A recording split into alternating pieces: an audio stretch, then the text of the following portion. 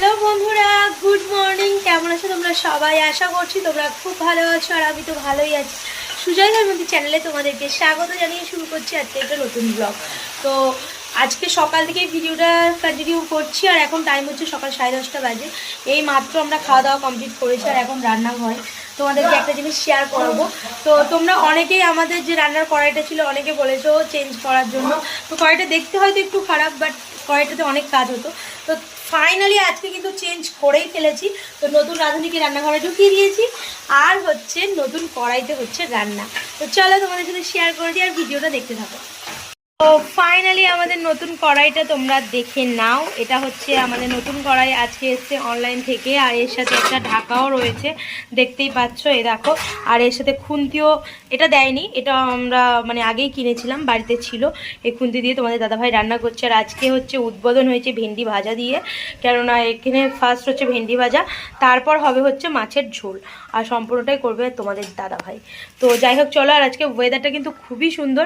আমি ছাদে যাবো জামাকাপড় ধুতে, তোমাদেরকে দেখাবো।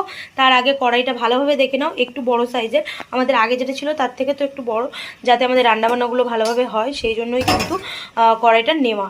তো যাই হোক, তোমরা কেমন হয়েছে অবশ্যই জানিও। এই দেখো কড়াইটা, আর বেশ গিটগাট আছে কড়াইটা, দেখতে বেশ সুন্দর। আর মাছটা দেখে নাও, এই মাছটাই আজকে আমাদের রান্না হবে। আর তোমাদের দাদাভাই রান্না করবে, কি রান্না করবে আজকে বলে দাও?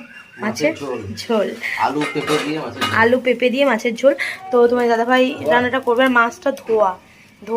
তো যাই হোক, মাছটা এই দেখো। তো চলো তোমাদের দাদাভাই এদিকে রান্না করুক, আর আমি ছাদে যাই, বাকিটা তোমাদের দেখাচ্ছি। ফাইনালি কিন্তু চলে এসেছি ছাদে, প্রচণ্ড হাওয়া দিচ্ছে, আর ওয়েদারটা কিন্তু দারুণ। তো আজকে রোদ নেই যেহেতু, কিন্তু হাওয়া আছে ভালো, তার জন্য ভাবলাম জামাকাপড়গুলো একদম মেলে দিই কেচে, তাহলে শুকিয়ে যাবে। আর বাসি জামাকাপড় ফেলেও তো রাখা যায় না, তার জন্যই। আর যত জল পাচ্ছে গাছগুলো দেখতে পাচ্ছ কেমন হয়েছে। তো যাই হোক চলো, অনেকটাই জামাকাপড় আছে, আর আমি হাঁপিয়ে গেছি একদম সিঁড়ি দিয়ে উঠে এসে।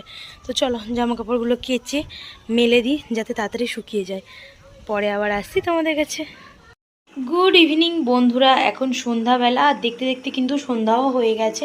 তো যাই হোক, সেই তোমাদের সাথে শেয়ার করেছিলাম, তারপর তো সকালের পর আর শেয়ারই করা হয়নি।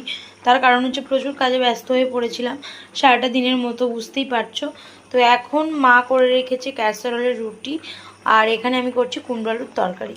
তো যাই হোক, ওয়েদারটা আজকে ঠান্ডা ঠান্ডা আছে বলেই মা রুটি করেছে, নইলে দুদিন যা গরম পড়েছিল, রুটি খাওয়ার তো নাম কেউ করছিল না, তো ভাতই খাওয়া হচ্ছিল। আর আজকে কুমড়ো আলুরই বেসিক্যালি তরকারি করেছি, আর একটা ম্যাগি নিয়ে এসেছি, সৌমের জন্য এটা বানিয়ে দেবো।